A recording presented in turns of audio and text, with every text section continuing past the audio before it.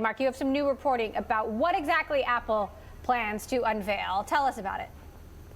So for this year, Apple's going to be focusing on a few things. One is the health capabilities of its devices, so additional health tracking ahead of the new Apple Watch that will come out in the fall.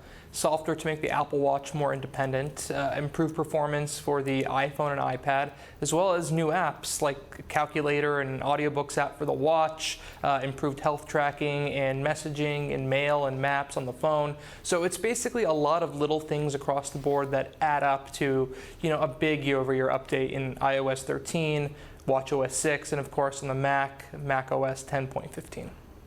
Now, there have been increasing concerns about Apple's power in running the App Store and then also having apps of its own. Spotify has complained about them in Europe. Senator Elizabeth Warren has proposed that Apple and the App Store break up.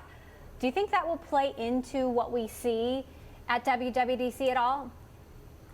No, it's not something they're going to mention. This isn't anything particularly new. This is how it's been from the very beginning of the App Store and iOS, and even Apple having its own Mac apps from the early days before the year 2000. Right? It's just being increasingly talked about now because of comments from Senator Warren, the whole Spotify situation. You saw the screen time thing in the New York Times recently, which Apple says was just a security preventative issue because some of those parental guidance apps were using technology that could be intrusive. So no, I don't think this is something that gets highlighted during the week, but it is an interesting perspective.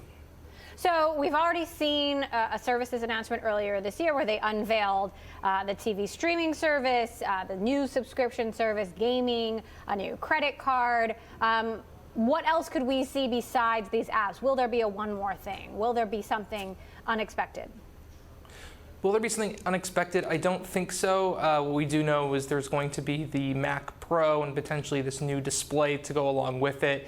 Again, this is a very developer-focused event. There are consumer bashes at the end of the year, September for iPhones, October for Macs and iPads typically. So some of the more exciting stuff will come then, but these new software platforms are really going to set the stage for those other devices in the fall. And I think people on the, on the pro user side could be excited by a lot of these announcements. The Mac is certainly getting a big upgrade that's going to be a really big focus this year for the app ecosystem. The iPhone changes at this point just don't seem that breakthrough, but in totality they are a lot. And don't forget, they do this on an annual basis, so it's really hard to judge the scope of upgrades each June. Really, you need to judge them over the course, I think, of a 2-3 year period.